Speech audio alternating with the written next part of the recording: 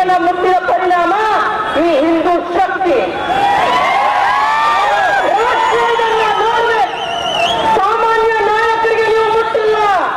ನಿನ್ನೆ ಮೊನ್ನೆ ಬಂದು ಶಾಸಕರಾಗಿ ತಮ್ಮ ಪ್ರತಿಷ್ಠೆಯನ್ನು ಹೋರಾಟ ಮಾಡುವಂತ ನಾಯಕರು ಬಂದವರಲ್ಲ. ಈ ದೇಶ ಕಂಡಂತ ಅಪ್ರತಿಮ ನಾಯಕ ಅಟಲ್ ಬಿಹಾರಿ ವಾಜಪೇಯಿ ಅವರ ಸರ್ಕಾರದಲ್ಲಿ ಮಂತ್ರಿ ಸಚಿವರಾದರು. ಸರ್ವ ಜನಾಂಗದ ಸರ್ವ ಸಮುದಾಯದ ಹಿತವನ್ನ ಬಯಸಿ ಸರ್ವ ಸಮುದಾಯದ ಬೆನ್ನೆಲುಬಾಗಿ ನಿಂತ ನಾಯಕರನ್ನ ಇವತ್ತು ಉಚ್ಚಾಟನೆ ಮಾಡ್ತಿರಲ್ಲ ಭಾರತೀಯ ಜನತಾ ಪಾರ್ಟಿಯ ಶಿಸ್ತಿನ ಸಮಿತಿ. ಇದು ಬಿಜೆಪಿಯ ಉಚ್ಚಾಟನೆ ಅಲ್ಲ, ಹುಚ್ಚಾಟ ಇದು. ಬಸವನಗೌಡ ಪಾಟೀಲ್ ಯತ್ನಾಳ್ ಅವರು ಸುಮ್ಮನೆ ಮನೆಯಲ್ಲಿ ತಿಳ್ಕೊಂಡು ಮನೆ ಕೊಂಡ್ಕೊಂಡು ರಾಜಕಾರಣ ಮಾಡ್ತಕ್ಕಂಥ ವ್ಯಕ್ತಿ. ಹಿಂದೂ ಸಮುದಾಯವನ್ನ ಒಗ್ಗಟ್ಟನ್ನಾಗಿ ಮಾಡಿ ಕರ್ನಾಟಕದಲ್ಲಿ ಯೋಗಿ ಆದಿತ್ಯನಾಥರು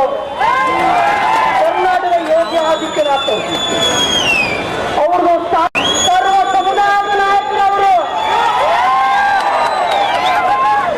ಇವತ್ತು ಅವರು ಸರ್ವ ಸಮುದಾಯದ ನಾಯಕರು. ಅದು ಜೈನರಾಗಿರ್ಲಿ, ಬೌದ್ಧರಾಗಿರ್ಲಿ, ದಲಿತರು, ಸರ್ವ ಹಿಂದೂ ಸಮುದಾಯದ ಹಿತವನ್ನ ಕಾಪಾಡಿಕೊಂಡು ಬಂದಂತ ನಾಯಕತ್ವಕ್ಕೆ ಅಪಮಾನ ಮಾಡಿದ್ದೀರ. ನರೇಂದ್ರ ಮೋದಿ ಅವರು ಅಮಿತ್ ಶಾ ಅವರ ಗಮನಕ್ಕೆ ತರಲಾರದೆ ಜೆ.ಪಿ. ನಡ್ಡಾ ಅವರ ನೇತೃತ್ವದಲ್ಲಿ ಇವತ್ತು ರಾಜ್ಯ ಬಿಜೆಪಿ ಷಡ್ಯಂತ್ರ ರಚನೆ ಮಾಡಿ ಅವರನ್ನು ಉಚ್ಚಾಟನೆ ಮಾಡುತ್ತಾರೆ. ಇದನ್ನು ವಿರೋಧಿಸಿ ನಾವು ಈ ಉಚ್ಚಾಟನೆಯನ್ನು ಆದಷ್ಟು ಬೇಗ ಅಥವಾ ಹಿಂಪಡಿಬೇಕು. ಇಲ್ಲ ಅಂದ್ರೆ ಮುಂದೆ ಬರ್ತಕ್ಕಂಥ ದಿನಮಾನಗಳಲ್ಲಿ ಮತ್ತೆ ಇಲ್ಲಿ ರಾಜ್ಯದಲ್ಲಿ ತಾಲಿಬಾನ್ ಸರ್ಕಾರ ಬರುತ್ತೆ, ಸಿದ್ದರಾಮಯ್ಯ ಸರ್ಕಾರ ಬರುತ್ತೆ.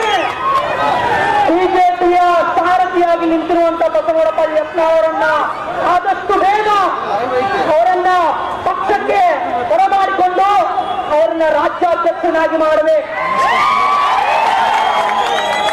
ಏನ್ ಅನ್ಕೊಂಡಿದ್ದೀರ ಬಸವನಗೌಡ ಯತ್ನಾಳ್ ಅಂದ್ರೆ? ನಿಮ್ಮ ಅಡ್ಜಸ್ಟ್ಮೆಂಟ್ ರಾಜಕಾರಣ ಕಾಂಗ್ರೆಸ್ನ ಸರಿ ಅಂತ ಒಪ್ಪಂದಕ್ಕಿಂತ ಕರಾಳ ಕಾನೂನನ್ನ ಈ ರಾಜ್ಯದಲ್ಲಿ ತಂದು ಮಠ ಮಾನ್ಯಗಳನ್ನ, ರೈತರ ಜಮೀನನ್ನ, ದಲಿತರ ಜಮೀನನ್ನ ಎಲ್ಲವನ್ನ ಕಬಳಿಸಿ ಜಮೀರ್ ಅಹಮದ್ ಅವರ ಒಂದು ಅಶ್ವಮೇಧ ಯಾಗದ ಕುದುರೆಗೆ ಹಾಕಿ ಅದಕ್ಕೆ ನಾನು ಈ ಸಂಪೂರ್ಣ ಹಿಂದೂ ಸಮುದಾಯದ ಪರವಾಗಿ ನಾವು ವಿನಂತಿಯನ್ನು ಮಾಡ್ಕೊಳ್ತೀವಿ ಕೇಂದ್ರ ಸಮಿತಿಗೆ. ಆದಷ್ಟು ಬೇಗ ಇದನ್ನ ಪರಿಶೀಲನೆ ಮಾಡಿ ಈ ಷಡ್ಯಂತ್ರಕಾರಿಗಳ ಕೈಯಿಂದ ಪಕ್ಷವನ್ನ ತೆಗೆದು ಇಂಥ ಪ್ರಾಮಾಣಿಕ, ನಿಷ್ಠಾವಂತ, ನೇರ ನಿಷ್ಠುರವಾದ ಒಬ್ಬ ನಾಯಕನಿಗೆ ಪಕ್ಷವನ್ನು ಒಪ್ಪಿಸಬೇಕು. ಮುಂದೆ ಬರ್ತಕ್ಕಂಥ ದಿನಮಾನಗಳಲ್ಲಿ ಬಿಜೆಪಿ ರಾಜ್ಯದಲ್ಲಿ ಅಧಿಕಾರಕ್ಕೆ ಬರುತ್ತೆ. ಈ ಸುಳ್ಳು ಗ್ಯಾರಂಟಿಗಳು, ಭ್ರಷ್ಟಾಚಾರ, ಸಿದ್ದರಾಮಯ್ಯ ಸರ್ಕಾರ ಮನೆಗೆ ಹೋಗುತ್ತೆ. ಅದು ಬಸವನಗೌಡ ಪಾಟೀಲ್ ಯತ್ನಾಳ್ ಸಾಹೇಬರಿಂದ ಮಾತ್ರ ಸಾಧ್ಯ. ಅದಕ್ಕೆ ಆದ್ರೆ ಬಿಜಾಪುರ ನಗರದಲ್ಲಿ ರೈತರೆಲ್ಲ ಆತ್ಮಹತ್ಯೆ ಮಾಡುವಂತ ಪರಿಸ್ಥಿತಿ ಬಂದಿತ್ತು.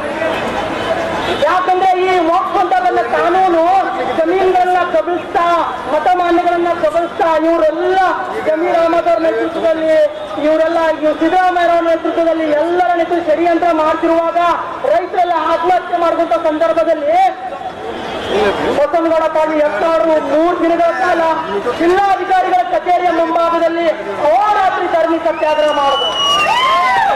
ಕೆಪಿಸಿ ಜಗದೀಶ್ ಪಾಲ್ ಅವರು ಬಿಜಾಪುರ ಬರಬೇಕಾಯ್ತು, ತೇಜಸ್ವಿ ಸೂರ್ಯ ಅವರು ಬಿಜಾಪುರ ಬರಬೇಕಾಯ್ತು. ವಿಜೇಂದ್ರ ಅವ್ರ ಮನೆಗೆ ಹೋಗ್ಲಿಲ್ಲ. ಅವರು ರಾಜ್ಯಾಧ್ಯಕ್ಷರು ವಿಜೇಂದ್ರನ್ ಮನೆಗೆ ಹೋದ್ರ ಎಲ್ಲಿ ಬಂದು ಸಾಮಾನ್ಯ ಶಾಸಕರ್ರಿ, ಜನರ ನಾಯಕರು ಅವರ ಹತ್ರ ಬಂದು ಅವರ ಹತ್ರ ಮನವಿಯನ್ನ ತಗೊಂಡು ಇವತ್ತು ಇಲ್ಲಿ ಇತಿಹಾಸ ರಚನೆ ಆಯ್ತು. ವಿಜೇಂದ್ರ ಅವರು ಆಮೇಲೆ ಹೋರಾಟ ಮಾಡಿದ್ರು, ನಮ್ಮ ಭೂಮಿ ನಮ್ಮ ಎಲ್ಲ ನಾಟಕ ನಡೆಯೋದಿಲ್ಲ ಇನ್ನು ಮುಂದೆ. ಅವರು ನಮ್ಮ ಶಕ್ತಿ, ಬಸವನಗೌಡ ಪಾಟೀಲ್ ಯತ್ನಾಳ್ ನಮ್ಮ ಶಕ್ತಿ. ಮುಂದೆ ಬರ್ತಕ್ಕಂಥ ದಿನಮಾನಗಳಲ್ಲಿ ಉಗ್ರವಾದ ಹೋರಾಟ ಅಲ್ಲ, ಮತ್ತೆ ಬುದ್ಧಿ ಕಲಿಸಬೇಕಾಗುತ್ತೆ ಈ ಷಡ್ಯಂತ್ರಕಾರಿಗಳಿಗೆ. ಆದಷ್ಟು ಬೇಗ ಅಮಿತ್ ಶಾ ಅವರು, ನರೇಂದ್ರ ಮೋದಿ ಅವರ ಮೇಲೆ ನಮ್ಮ ಸಮುದಾಯ, ನಮ್ಮ ಹಿಂದೂ ಸಮುದಾಯದ ಭರವಸೆ ಇದೆ. ಅವರು ಆದಷ್ಟು ಬೇಗ ನಮ್ಮ ನಾಯಕರನ್ನ ಬರಮಾಡಿಕೊಂಡು ಅವರಿಗೆ ರಾಜ್ಯಾಧ್ಯಕ್ಷ ಸ್ಥಾನವನ್ನ ಕೊಟ್ಟು ಗೌರವಿಸ್ತಾರೆ ಅಂತ ಭರವಸೆ ನಮ್ಮಲ್ಲಿದೆ. ನಾವೆಲ್ಲರೂ ಒಗ್ಗಟ್ಟಾಗಿ ನಿಲ್ಲೋಣ, ನಾವೆಲ್ಲ ಸಂಪೂರ್ಣ ಹಿಂದೂ ಸಮುದಾಯ ಒಗ್ಗಟ್ಟಾಗಿದೆ. ಅದರ ಜೊತೆ ಎಲ್ಲ ದಲಿತರು, ಆದಿವಾಸಿಗಳು, ಹಿಂದುಳಿದ ವರ್ಗದವರು ಎಲ್ಲರೂ ಒಂದಾಗಿದ್ದೇವೆ. ಭಾರತ್ ಮಾತಾ ಕಿ, ಭಾರತ್ ಮಾತಾ ಕಿ. ವಸಂತಗೌಡ ಪಾಟೀಲ್ ಯತ್ನಾಳ್ ಅವರಿಗೆ